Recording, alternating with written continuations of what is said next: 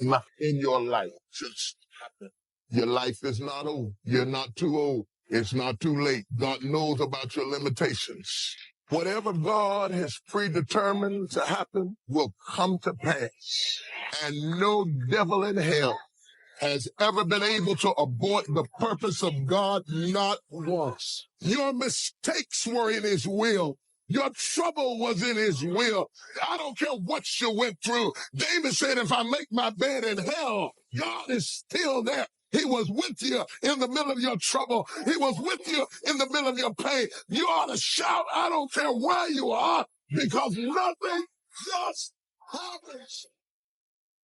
The reason we worship him as God is because he is the CEO. He runs the universe. Think about the most damnable thing that ever happened and shout nothing. Think about the most embarrassing thing that ever happened in your life and shout nothing. Think about people who loved you and walked out and left you and shout nothing. Think about the struggle going on your job right now and shout nothing. There's a reason why it happened at this age. It's not a mistake. It's not an accident. God didn't fall asleep on the job and the devil came in and wrecked the car. He's in complete control and he knows where you are and he knows how old you are and he knows what happened to you and he knows who walked out and left you and he knows about your bills and he knows about what you didn't get and he knows about the health of your child. Understand that and tell yourself nothing just happens. And hear me when I tell you this. When people can walk away from you, let them walk. I don't want you to try to talk another person into staying with you, loving you, coming to see you, staying attached to you. I mean, hang up the phone. When people can walk away from you, let them walk. People leave you because they're not joined to you. And if they're not joined to you, you get super glue and you can't make them stay. Let them go. Don't worry about the people that God has removed from your life. He saw things you didn't see. He heard conversations you couldn't hear. And he made moves you wouldn't make. We all have things happen to us in life that we don't understand. We worked hard, but we didn't get the promotion. Or people that have turned on us. It's easy to live frustrated and fight against everything we don't like. We think that it's holding us back. But Psalm 119 says, everything serves his plan. The betrayals are serving his plan. The person that walked away is serving his plan. If that wouldn't have happened, you couldn't reach your destiny.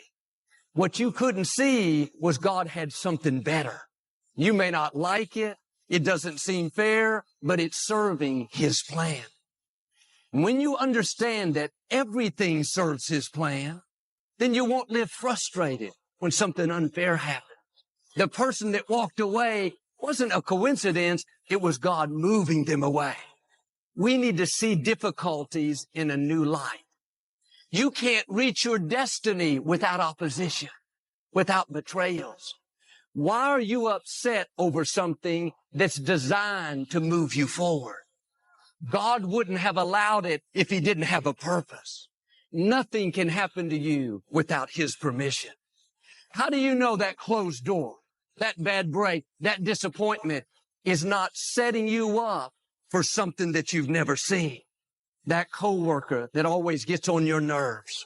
You know why they haven't moved? They're serving you. God is using them like sandpaper to rub the rough edges off of you.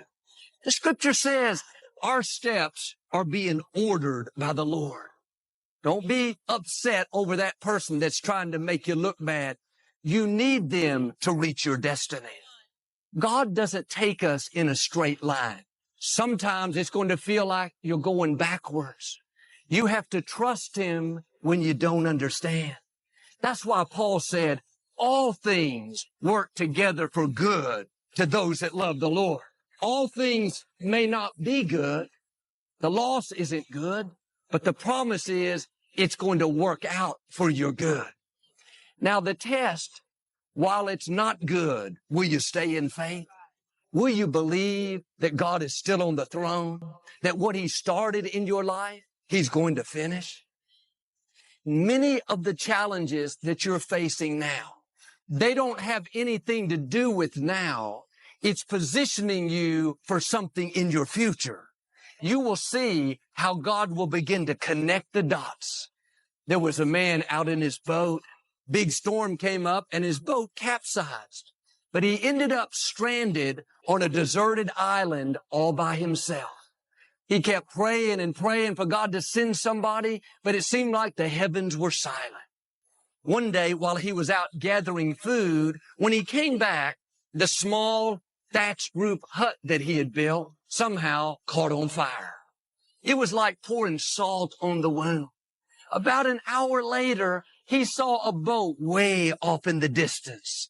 It kept getting closer and closer. Sure enough, it was the Coast Guard coming to rescue him. Said, "How in the world did you find me?" The captain said, "We saw the smoke coming from the fire that you built." Sometimes what we think is a disappointment is really God positioning us for a new level. If your hut's on fire today, instead of being bitter, have a new perspective. It's serving His plan. It may not make sense now. The betrayal, the closed doors can be discouraging. You have to keep reminding yourself it's not working against you, it's working for you. Sometimes God is not removing the obstacle because He's using the obstacle to get us prepared. We don't grow in the good times. We prefer that much better, but we wouldn't reach our potential. We grow when it's difficult. That's why you can't pray away every challenge. And if the situation is not changing, then God is using the situation to change you. If God made everything easy for us, we wouldn't be ready for where we're going. God has amazing things in your future, but to get there, you're going to have to defeat some big giants, outlast some strong opposition.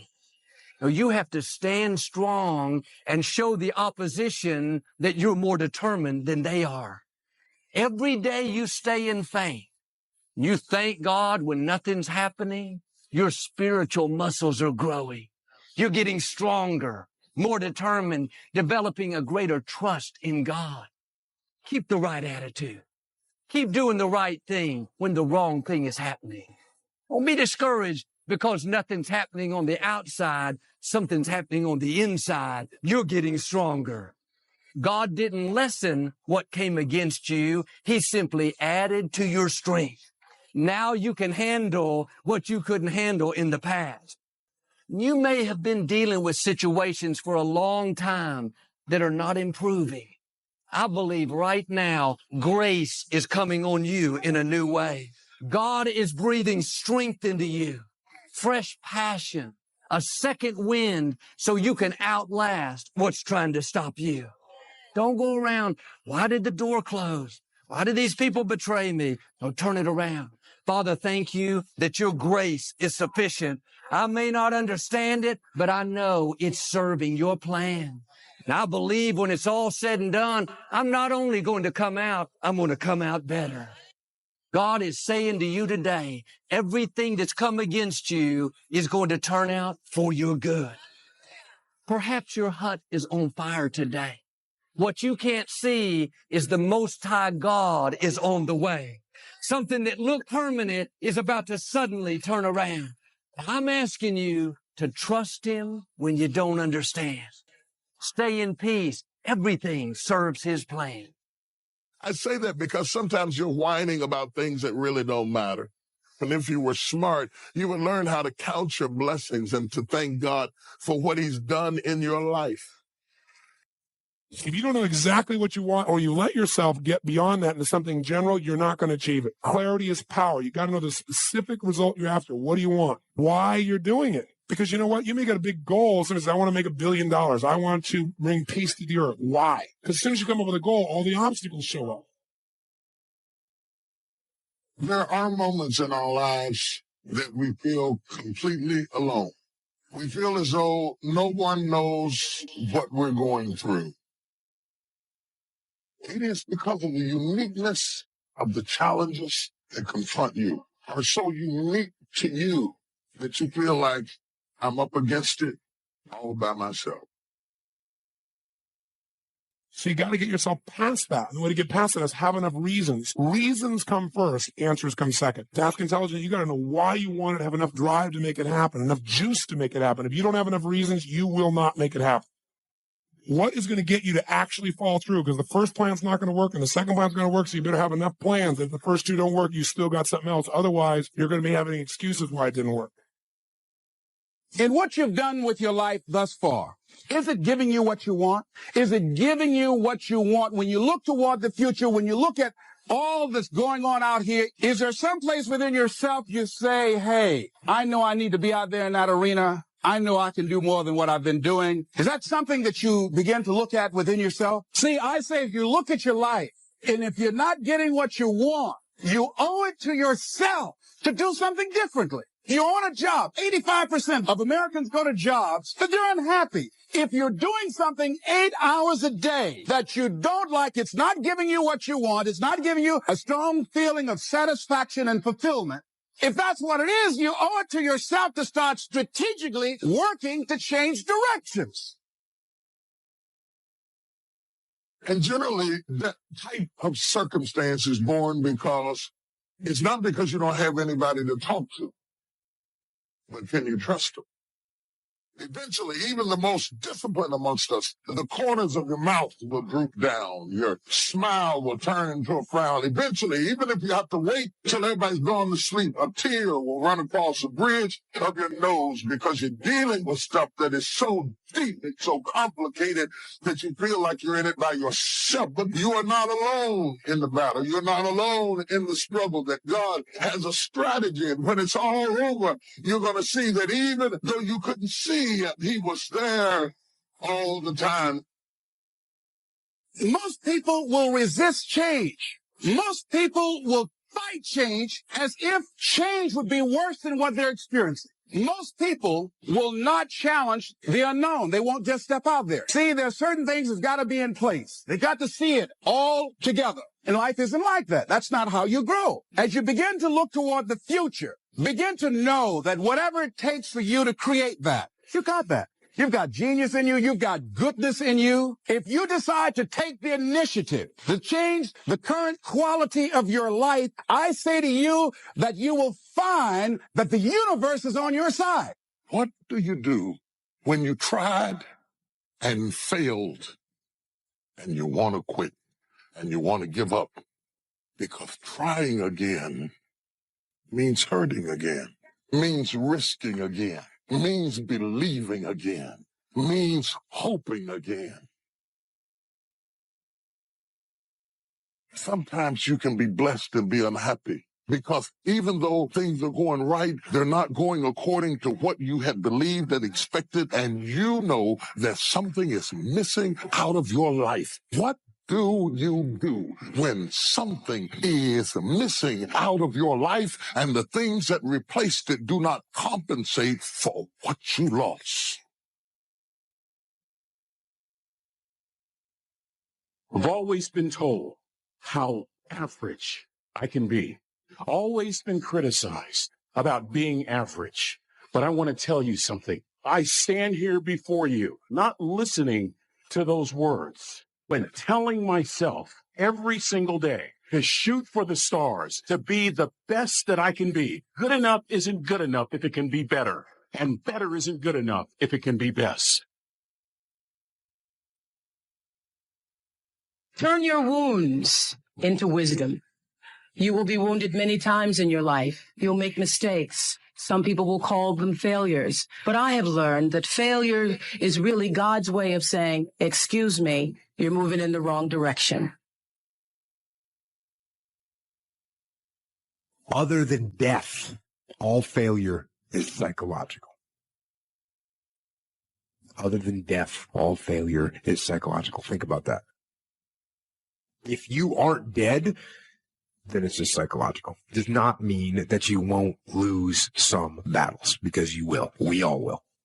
But It does mean that as long as you don't surrender, as long as you don't give up, as long as you don't quit, then you haven't failed. It just means you've made a temporary tactical retreat, a brief withdrawal, so that you can regroup and reattack. If you get beat, unless you're dead, you are not defeated. And you have not failed. What you've done is you've learned. You've gained experience. And you're still alive. So get up and go get after it.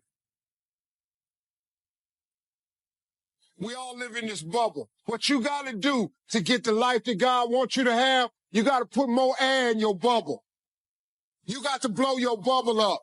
Expand yourself. Take yourself out your comfort zone. Put some more air in your bubble. If you stay in your comfort zone, that's where you will fail. You will fail in your comfort zone. Success is not a comfortable procedure. It is a very uncomfortable thing to attempt. So you got to get comfortable being uncomfortable if you ever want to be successful. People say you have to have a lot of passion for what you're doing, and it's totally true. And the reason is because it's so hard that if you don't, any rational person would give up. It's really hard, and you have to do it over a sustained period of time. So if you don't love it, if you're not having fun doing it, you don't really love it, you're going to give up. And that's what happens to most people, actually. If you really look at the ones that ended up, being successful, unquote, in the eyes of society and the ones that didn't, oftentimes it's the ones that are successful loved what they did so they could persevere, when it got really tough. And the ones that didn't love it quit. So it's a lot of hard work, and it's a lot of worrying constantly. If you don't love it, you're going to fail. So you got to love it. You got to have passion. If you think ordinary's cool, ain't no problem. It's some really wonderful ordinary people. But if you are sitting in this room and you have extraordinary aspirations, then you're going to have to do extra. You put extra on top of ordinary and you come up with extraordinary. There's no other way. But here's the fact. All of you have extraordinary capabilities. All of you. You have to decide if you are willing to do the things to put you in that category. Rich people don't sleep 8 hours a day. That's a third of your life. He who loves to sleep and the folding of hands, poverty will set upon you like a thief in the night. You don't have to live worried, focused on the problems, wondering why it happened. You know a secret. You have favor in the storm. You know what was meant for harm, he's turning to your advantage. Here's the key. The enemy wouldn't be fighting you if you weren't a threat. Oh, get ready. Favor is about to turn things around. Favor is about to catapult you to a new level. Favor is not going to keep you from the storm, but favor will bring you out of the storm. We don't understand everything that happens. Sometimes life is not fair, but you have to trust that God knows what he's doing. This thing called life. You just don't know what the next moment will bring. But here's what I do know, and I want you to know, you have comeback power.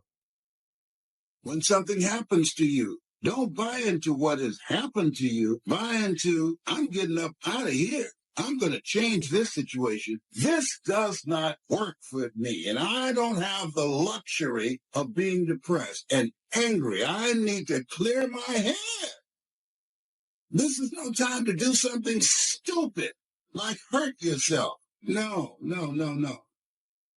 So get serious about your goals, business goals, financial independence goals, family goals. I mean, there's so many things to work on this. If you don't get busy and work on it, sure enough, the time will pass. And sure enough, 5 years from now, you'll wind up where you don't want to be, wearing what you don't want to wear, driving what you don't want to drive, being what you don't want to be. Now's the time to fix it. Your goals are affecting you, whatever they are. Your goals affect your attitude, personality. All day long, we're being affected by our goals. You got to clear your head so that the decision that you make represents the best in you. People who don't stop to clear their heads, they react. They don't respond. Be still and know that you're going to get through this. You're going to get through this. And you don't want to be radical. You don't want to be erratic. Just be still. And no, I'm going to get through this. You got to assure yourself. You have to encourage yourself. You have to clear your mind.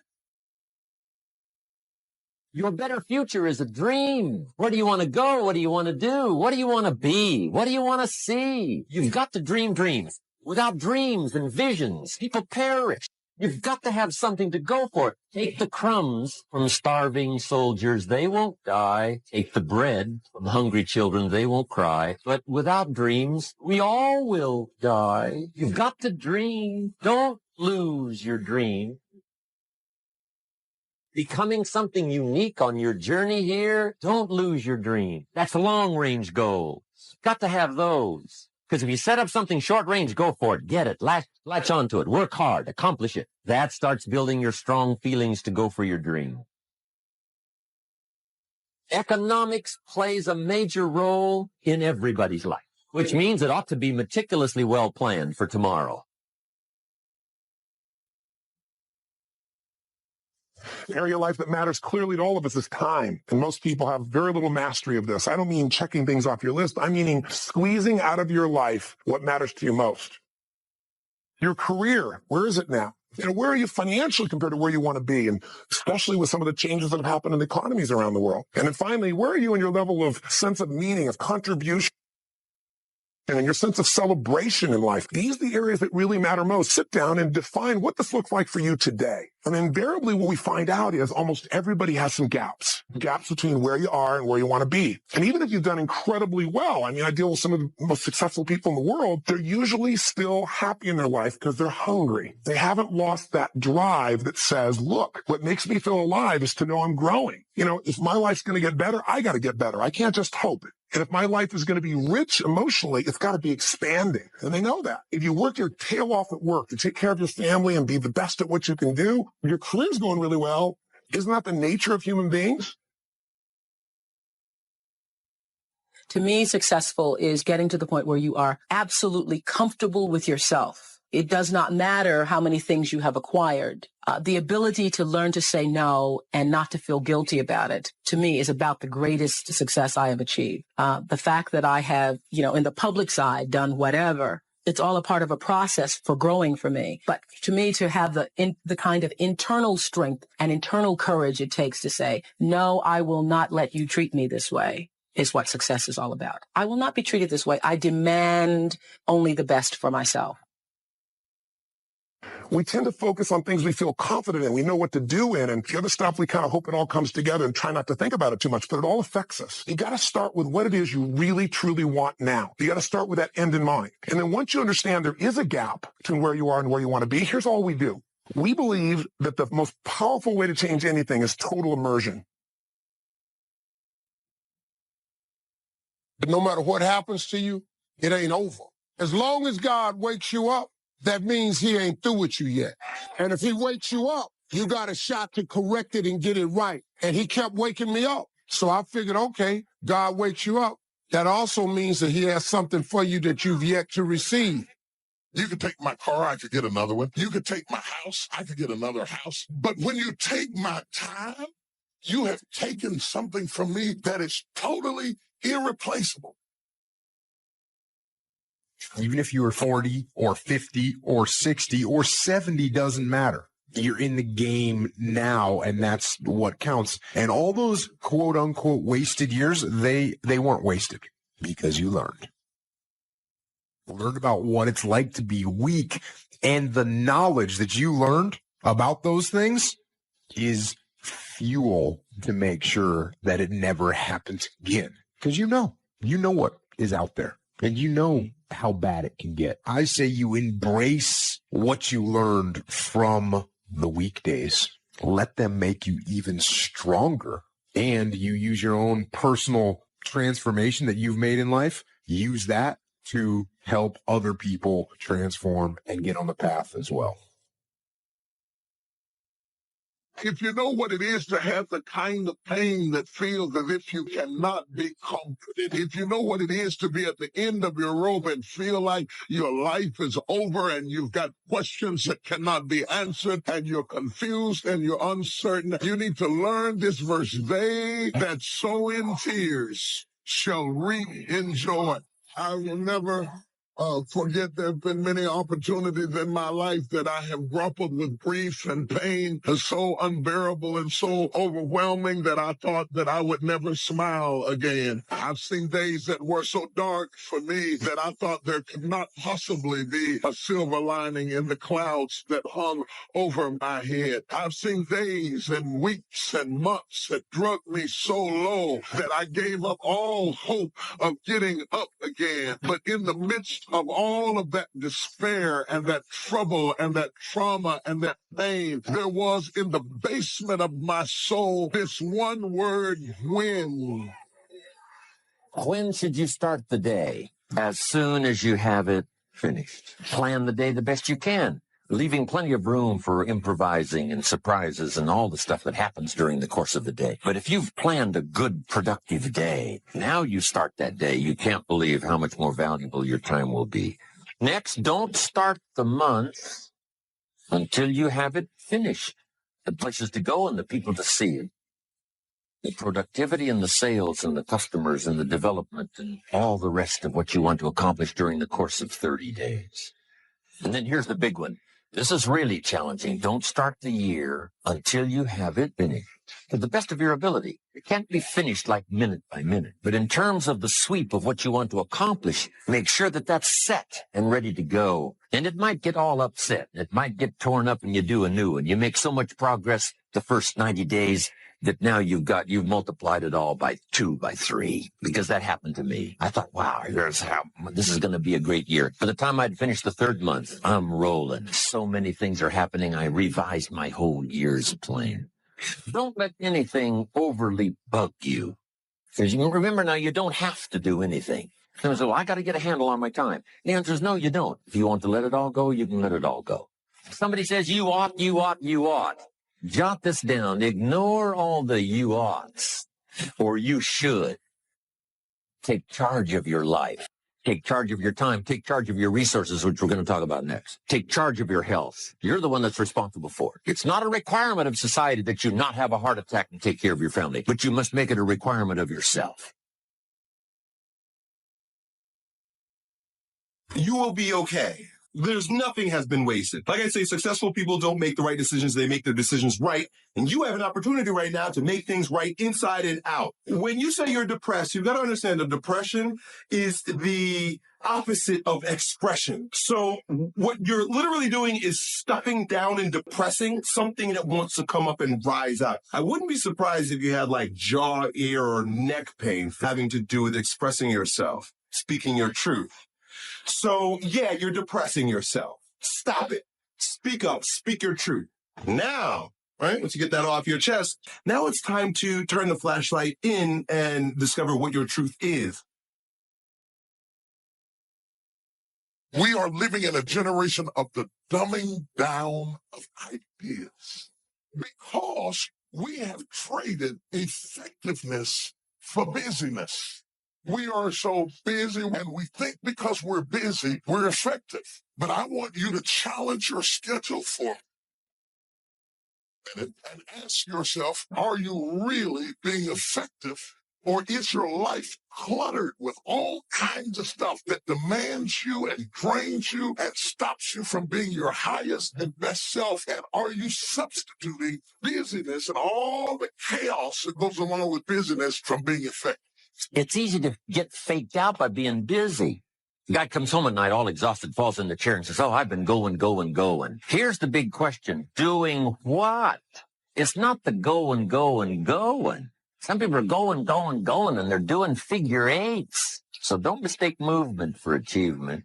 There's a lot of things you could take from me and I could make it. You could take my suit, I got another one. You could take my car, I could get another one. You could take my house, I could get another house. But when you take my time, you have taken something from me that is totally irreplaceable. We do everything except the most important thing is to value our time. takes time to be creative. You were meant to be creative. You have creativity. If you had time, you would be creative. Better have a valued goal, because otherwise you can't get any positive motivation working out. And so the more valuable the goal, in principle, the more the micro processes associated with that goal start to take on a positive charge. Well, you get up in the morning and you're excited about the day. You're ready to go. What you do is you specify your long-term ideal. You do that in some sense as a unique individual. You want to specify goals that make you say, if that could happen as a consequence of my efforts, it would clearly be worthwhile. The question always is, why do something? Because doing nothing is easy. You just sit there and you don't do anything. That's real easy. And then the next question might be, well, where should you look for worthwhile things? And one would be, well, you could consult your own temperament. So you do a structural analysis of the subcomponents of human existence. And you need a family. You need friends. Like, you don't need to have all these things, but you better have most of them. Family, friends, career, educational goals, attention to your mental and physical health, etc. You know, that's what life is about. And if you don't have any of those things, well, then all you've got left is misery and suffering. So that's a bad deal for you. And don't mistake courtesy for consent. If somebody's pleasant and they nod, you say, oh, they're going to buy. No, they're courteous. You can't mistake courtesy for consent. Now, here's a big one, concentration. I had to learn this. All those years ago, I'm in the shower trying to compose a letter. Found it turns out to be a strange letter. So here's what I learned to do. Save the work till you get to the office. Save the work till you get to the work. Don't try to get to the office on the way to work. On the way to work, enjoy the way. In the shower, enjoy the shower. Then go to work when you get to work. Concentration. Learn to say no. I'm telling you, in such a social society we have now, it's so easy to try to be a nice person, saying yes, yes, yes to everything. Find yourself overloaded. Now you got to call and make the, well, gosh, you know, all the time it takes to back out of something that you said yes to too quickly. Here's what might be better. I don't think so, but if that changes, I'll call you. Little things you can use, not to overcommit yourself. But once you set up that goal structure, let's say, and that's really who it is that you're trying to be, you aim at that. And then you use everything you learn as a means of building that person that you want to be. And I really mean want to be. I don't mean should be, even those things are going to overlap. That's fine, except you'll fail all the time then. You just won't know it until you've failed so badly that you're done. And that can easily happen by the time you're 40. I would recommend that you don't let that happen. Okay, so once you get your goal structure set up, you think, okay, if I could have this life, looks like that might be worth living. Anxiety provoking and threatening, and there's going to be some suffering and loss involved and all of that. The goal is to have a vision for your life such that, all things considered, that justifies your effort. Then you turn down to the micro routines. It's like, okay, well, this is what I'm aiming for. How does that instantiate itself day to day, week to week, month to month? And that's where something like a schedule can be unbelievably useful. It's like, make a damn schedule and stick to it. It's not a bloody prison. Set the damn schedule up so that you have the day you want. That's the trick. It's like, okay, I've got tomorrow. If I was going to set it up so it was the best possible day I could have, what would it look like? I have to say this first. No matter what you hear me say, no matter how I tell my story, no matter what piece of information I lay out in front of you, please tag that with "cause of God." My life is favor. You know, Bishop Jakes told me one time, when you got favor on your life, no matter what you're thrown into, you're going to always rise to the top. I have been thrown into a lot, but because of favor and grace, I just keep showing up somehow, man, no matter what they do. And so all of this that I have is really because of the grace of God. Now, I'm going to tell you something. You got to have a tremendous work ethic to be successful in here. In other words, and you can relate to this, you got to have a lot of dog in you. You really do, man, if you want to be successful, because it's going to be a lot of trying times. So you have to have a tremendous work ethic. But you got to have faith. Faith without works is dead. Albert Einstein said once, he said, imagination is everything, It's the preview to life's coming attractions. Everything you have, everything we have in this world, somebody imagined it. It's your imagination is tremendous. Somebody was sitting on the phone one day talking with a cord to the wall and said, man, I wish I could just go outside with this phone. Everybody in here got a cell phone. Somebody imagined that. Somebody got tired of riding in a wagon cross country from slavery to freedom. Somebody said, I wish we had something that made these wheels move by themselves. We drive cars. People got tired of driving from New York to LA. Somebody said, I wish we could fly. We got airplanes. Imagination is everything. It's the preview to life's coming attractions. Your real life, the one God really got for you, is in your imagination. It is not in your current situation or your current paycheck. And if you've been living like that, you have then restricted yourself to a commonality that is really not yours. Because what really God got for you is really in your imagination. Faith is the substance of things hoped for and the evidence of things not seen. So when I told you a minute ago, you got to have a tremendous work ethic, but you got to have a lot of faith. I talk to so many people who get older, like some of us are, and they've lost the faith.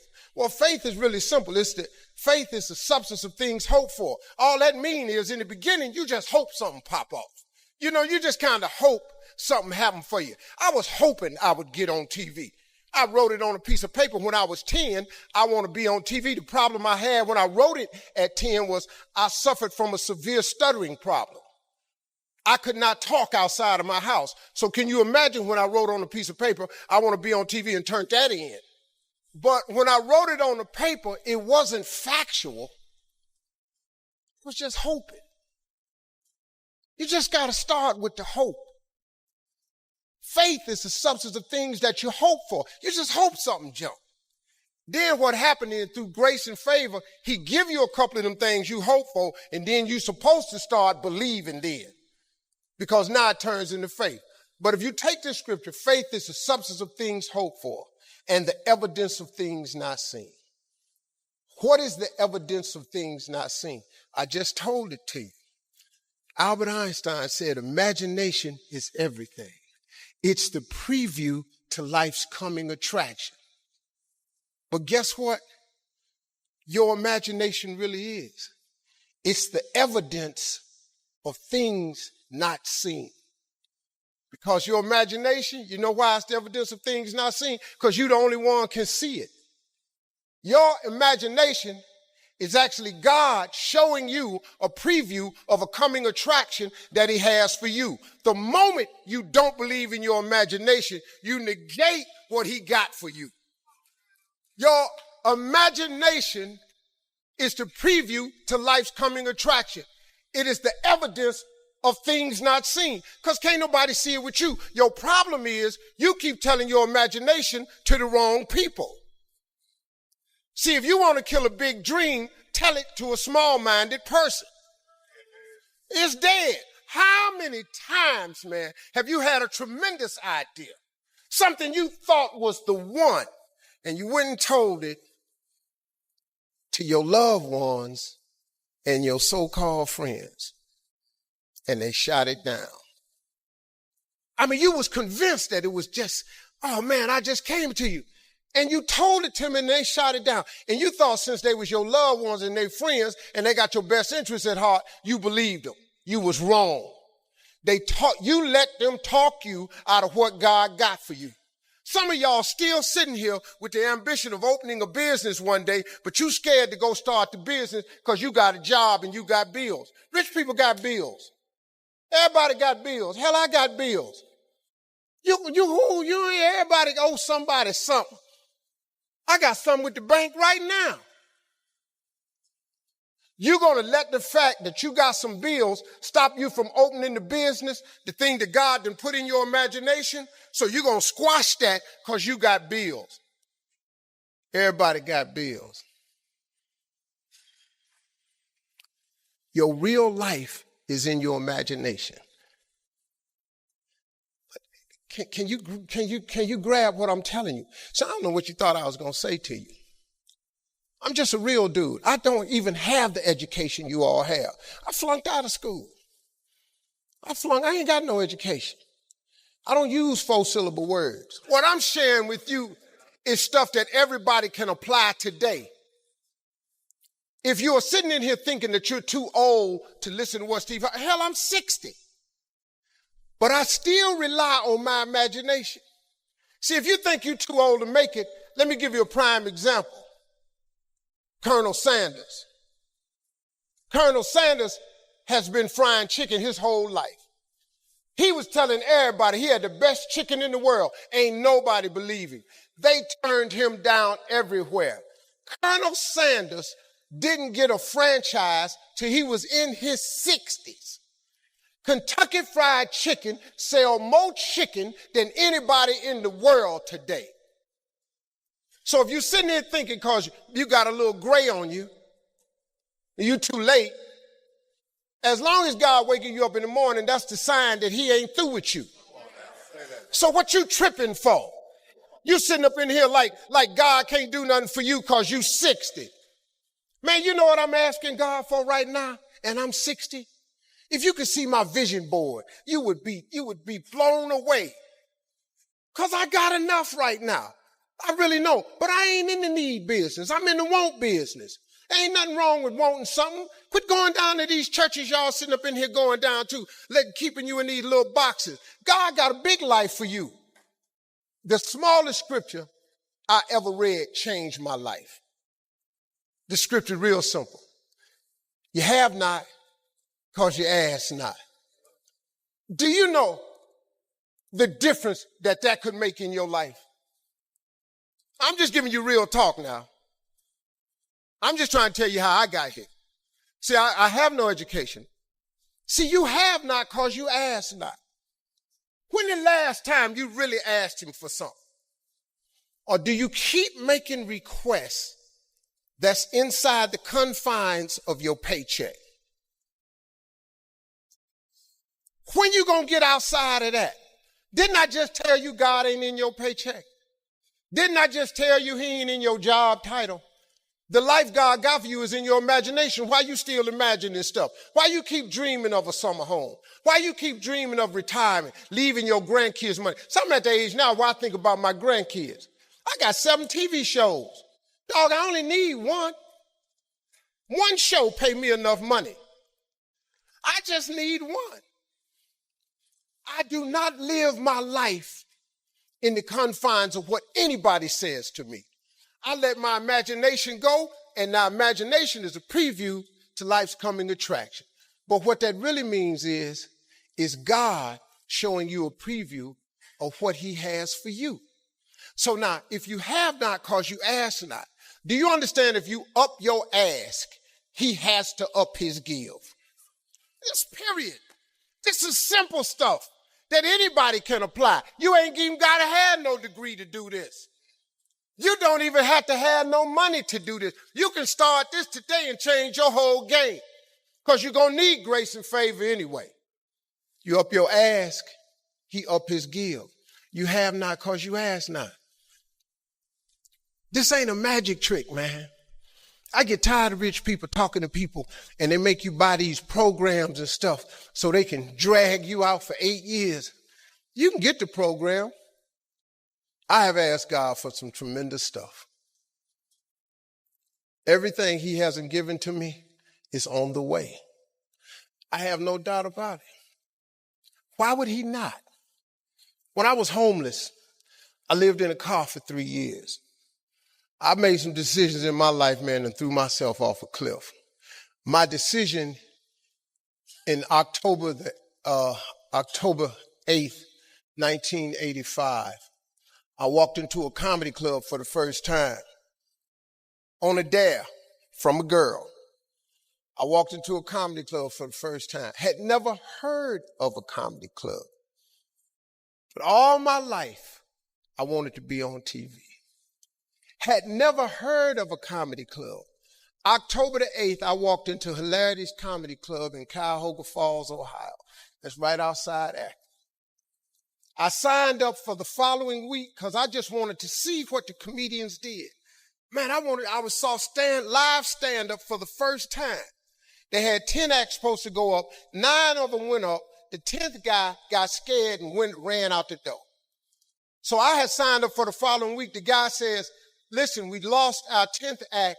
We're going to go to the phones. We're going to go to the week from next week. If Steve Harvey's here, come on up now. So I ran up on stage. I don't even know what to do, but I just started talking about boxing and stuff that happened to me. Audience was hollering, laughing. They brought all 10 of us back up on stage. They had a clap off. I won the clap off. I won $50. I cried from Cuyahoga Falls to Cleveland. The girl kept saying, why you crying? It ain't but $50. I said, no, you don't understand. This way more than 50. This what I do. She said, what you mean this what you do? This just your first time. You don't understand. Something happened to me. I won amateur night. I went to work the next day, October 9th, 1985, and quit my job. Now, I don't recommend that you do it that way, because 2 years later, I was homeless. Because the first year of comedy, I made $3,400. The next year, I made $4,800. And the third year, I made $5,300. I got a wife, a set of twins. I'm sending every dollar I got to them. So I tried to live on $50, $75 a week. Gas was 38 cents a gallon back then. I just stayed in my car. So I lived in my car for 3 years. 3 years I lived in my car. And what happened was, I just said, man, so I used to fish all the time to eat, because I'm a fisherman. I'm a bass fisherman. So I used to stop at lakes and ponds and just fish. And every month I get run off from somebody's land. Hey, get away from here. Hey, move along, that's not yours. Hey, stop fishing here. I just get run off. And he didn't understand. And one time I had fish on the line. They said, you got fish on that line? I said, yeah, throw them back.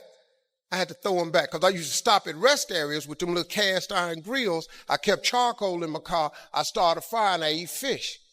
There's some days I wouldn't eat. So that they thought I was just fishing, but I was eating. So I said one day, I said, man, you know what?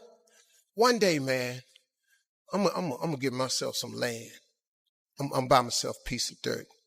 So fast forward, God bless me. I get on TV when I'm 38. I'm on Showtime at the Apollo.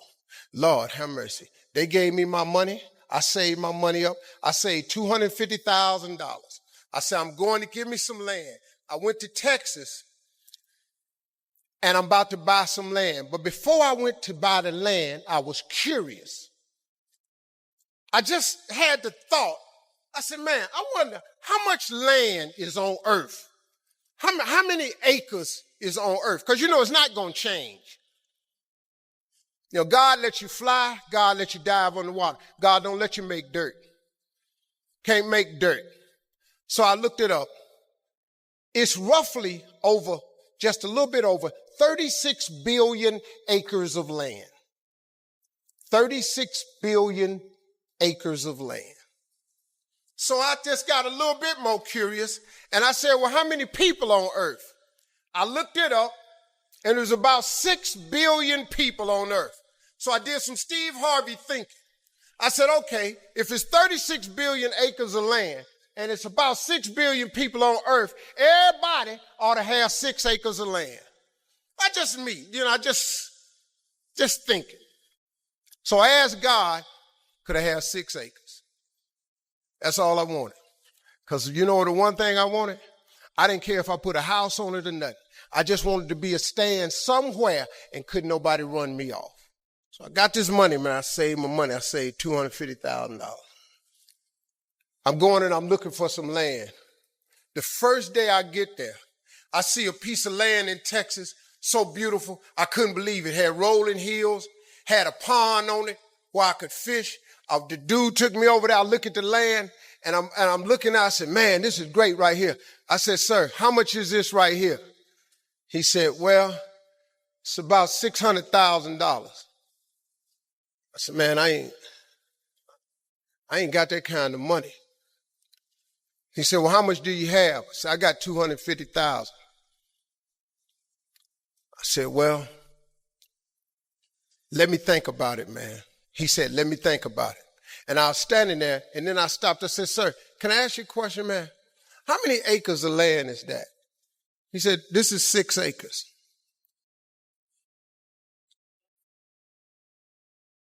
6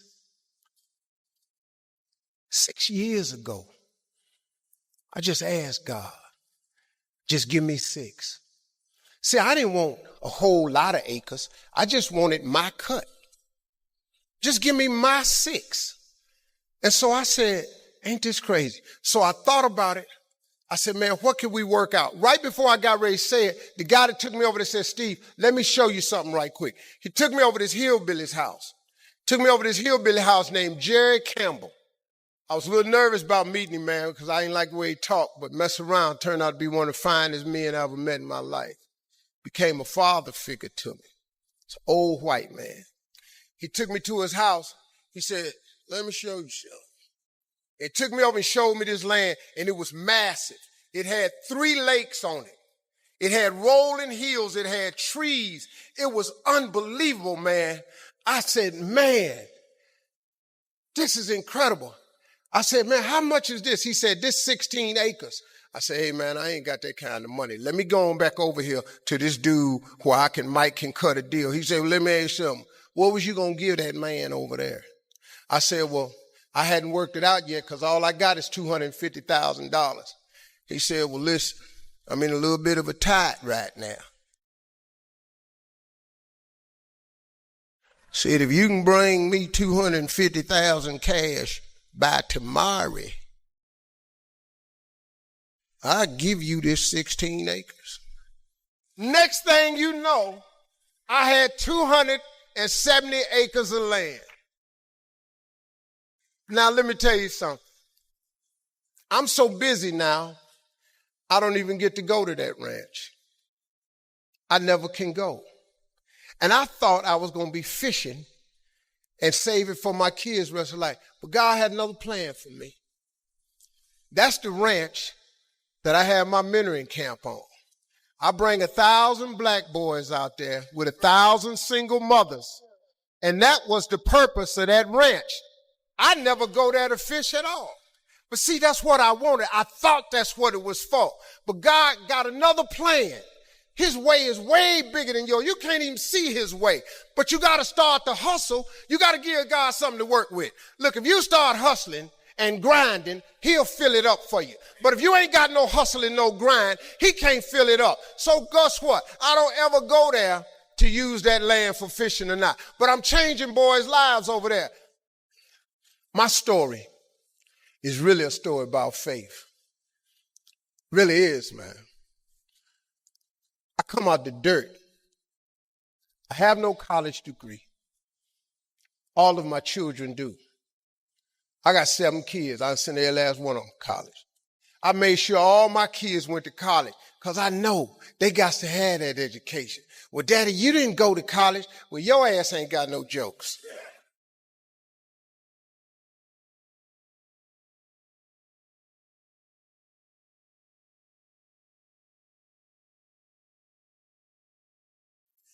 It's been important for me to empower my children, but not only my children, but thousands of young people across the country. And education is the key for a lot of people. But when I speak at colleges and stuff, I tell people, number one thing in your world is not your education. It's your dream. So what you dreaming about, y'all? What you still dreaming about? What is God still showing you in your imagination? What are you so afraid of? Why would you not take that leap and go for it before you messed around and die? Why would you not go and see what God really got for you before you leave this world? Why would you hang on to a job?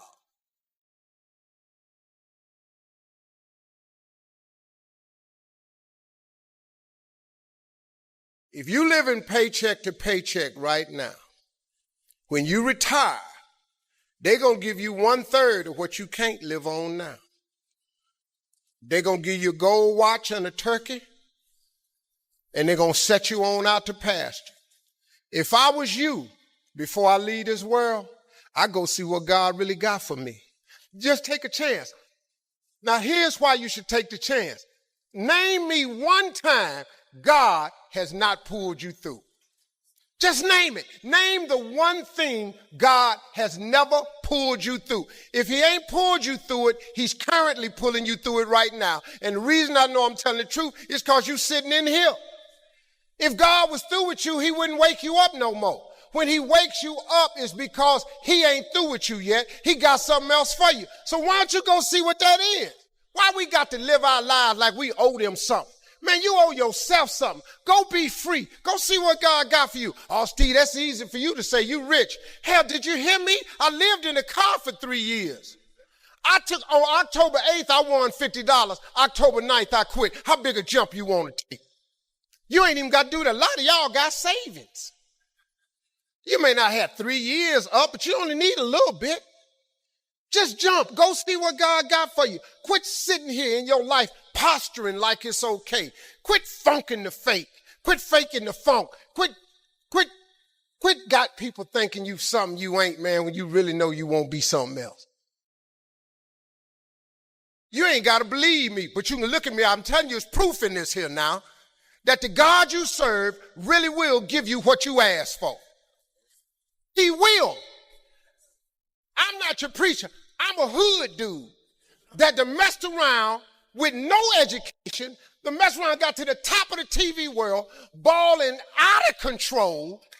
And I'm telling you, I was homeless and lived in a car. And I ain't got no education. Now, y'all in here got degrees. I see it on your forehead.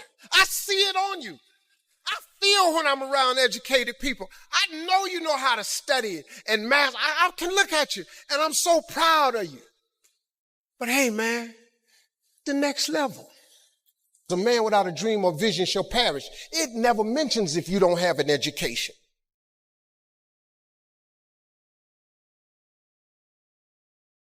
Don't forget to pray, but don't be ashamed to pray. Prayer changes things. I don't care how dark it look for you. I don't care what they done said to you. I don't care what the verdict is. I don't care what the haters say. Prayer changed things. I'm talking to a girl that I grew up on a block, man, that it didn't breed success. A lot of people on our block ain't here no more, man. I grew up in a place, man, that was you had to be something else, you come up out of there. Prayer changes things.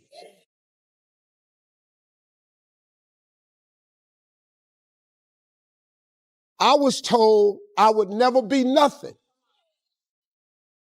Prayer changes things. I flunked out of school. Prayer changes things. I'm on my third marriage, lost everything I've owned twice. I've been homeless and lived in a car for 3 years. Prayer changes things.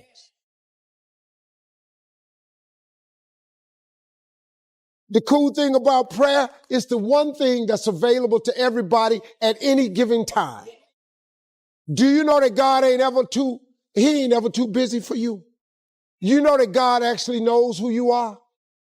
Do you know that God actually created you to converse with him? Do you know that God would actually love to hear from you? Do you know that I like talking to him even when I don't really need nothing? Quit playing with this here. You're not going to make it without God. If you've tried it so far, tell me how that's working out for you. It sucked, don't it? You need God.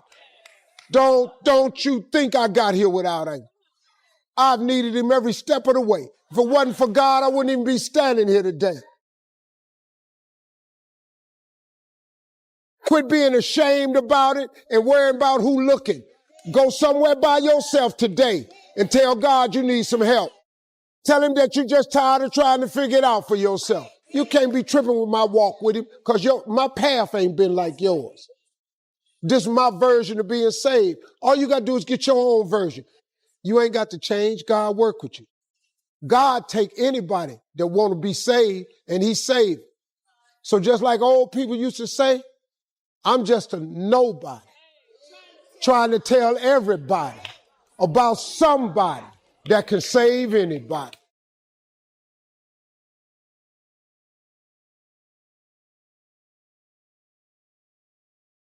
Two things, my dream and my faith.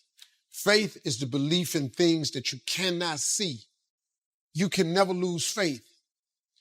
That's the key. You have to believe in something that you can't see.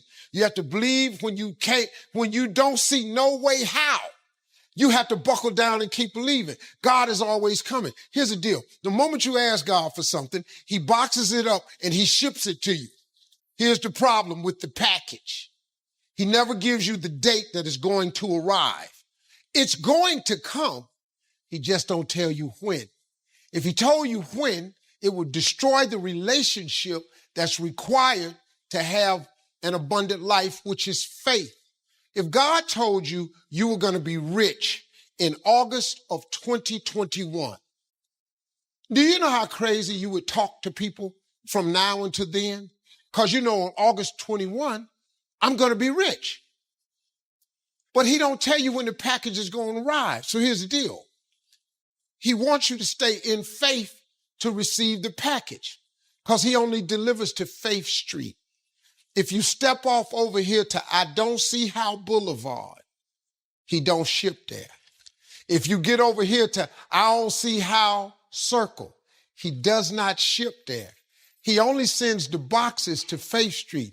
So when he sends it and you'd have moved off Faith Street, the package got to go back. It's just like UPS or the post office. If they send you a box and you ain't home, they take it back. That's how it works, man. Let me tell y'all something. Being successful is not a magic trick. You just have to learn the principles of success. I ain't got no degree. I got nothing like that to tell you about. I didn't finish school. I flunked out of school. I'm on my third marriage. Lost everything I ever owned twice. Been homeless, lived in the car.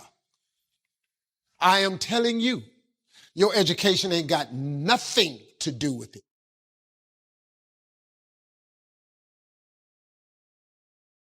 No, man, it's your dreams and visions.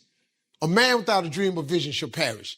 It's what God puts in your imagination for you to have. Everything God wants you to have, he puts it in your imagination. Albert Einstein said imagination is everything. It's the preview to life's coming attractions. Everything you imagine is God showing you a preview of a coming attraction he has for you. And he puts it in your imagination so you can see what he got for you. So if you've been imagining that you're going to be rich one day, it's because God wants you to be rich. Now, when you going to ask him for it, and are you going to wait for it to happen?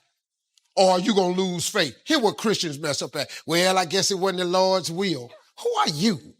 How you know what God's will is? It all happens at an appointed time, but you have to stay in faith for the appointed time to happen for you. I've been wanting to be on TV since I was 10 years old. You know how old I was before I got on TV? 38. 28 years after I wrote it on the paper. I want to be on TV. It took me 28 years to get on TV. But it happened at an appointed time. I just never gave up the faith. I kept going because I didn't know how to quit. Because I know if I quit, it cannot happen. If you stay with it, you have no idea what can happen for you. You can't quit because it get hard. This dude that lost his legs, he's still funky with it. You can't quit because you got your leg. What you tripping for? You can't quit, man. You got to stay with it. It's somebody having it way harder than you, and they didn't give up. You're tripping, man. Get yourself together. God got a great life for you. I'm telling you, God got a plan for you that's so out of sight, it would trip you out. All you got to do is ask him for it and wait on it and be willing to work. Faith without works is dead. That's all you got to do. You don't need no education. I flunked out of school. You know how many people I got working for me that got degrees? Everybody that high got a degree because I know I ain't that smart. But I got money for you. Bruh, you got what I don't have. You going to take that 150 and help me get this billion? I got 154 billion. How God give me this and he won't give it to you? Look at me, I've been up here cussing, I've made mistakes. But God don't ask you for your perfection. He asks you for your consistency. There's none perfect, no, not one. I'm going to give you the two scriptures that changed my entire life.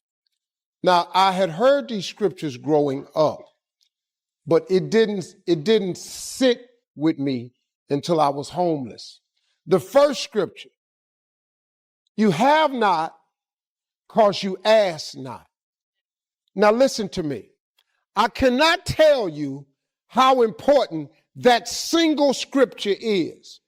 A lot of the problems I was having, and you may be having just like me, is because what I was asking God for was the wrong stuff. I kept going to him too small. I was praying for stuff that really didn't need that much of a prayer. You really think God don't know you need another job? He know all of that. But if you don't ask him for it, he can't. God don't give you what you want. He give you what you believe. See, you've been blowing it. If you up your ask, he ups his give. That's his promise. You have not because you ask not. Lord, help me fix my car so I can make it to work. Stop praying over these raggedy cars. Why don't you ask God for a car that don't need fixing? Oh, you think that's too big for him? Is that it? So you don't ask this great God for big stuff because you don't see how you can get it. You're not supposed to see how you can get it. You're just supposed to ask him for it. See, the how-to is none of your business. You keep getting in the way of the blessing because you all up in the how-to part of it. Show me the scripture where he tells you to figure out how to do anything. He don't ask you to how-to nothing.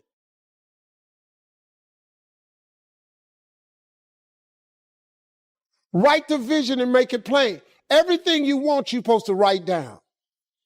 I'm telling you, man, this is how it works. You know, some rich people don't really have degrees.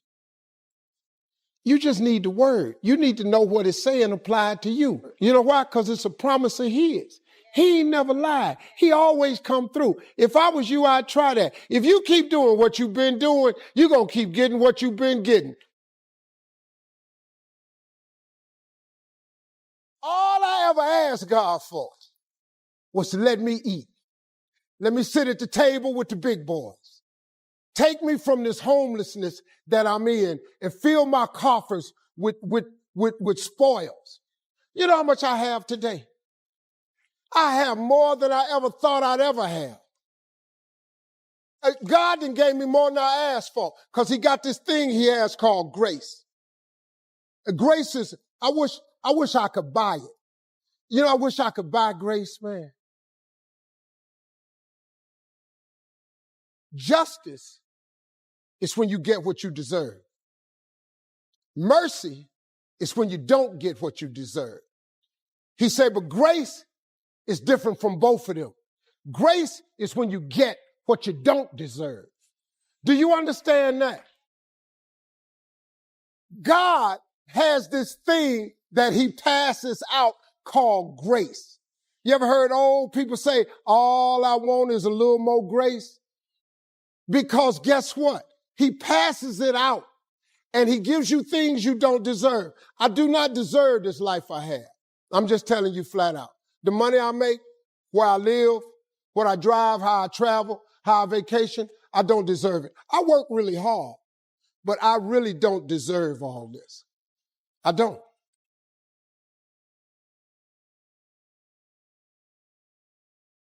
I'm telling you flat out, I don't deserve it. But he gave me grace. He let me survive homelessness. He brought me from dark, man. I've been out. Y'all don't know. I've been in it, man. I'm so grateful that God let me have this life he gave me that I don't even know what to do. What you see today is a boy that come out the bottom who believed in him when it wasn't no sign of me getting over, who kept doing this thing that his mother taught. She said, when it get dark for you and you can't find your way, and boy, I was lost. She said, don't forget to pray. Don't be ashamed to pray. And don't ever be too proud to pray because prayer changes things. You have got to pray. You know what you ought to get? You ought to create your relationship with God.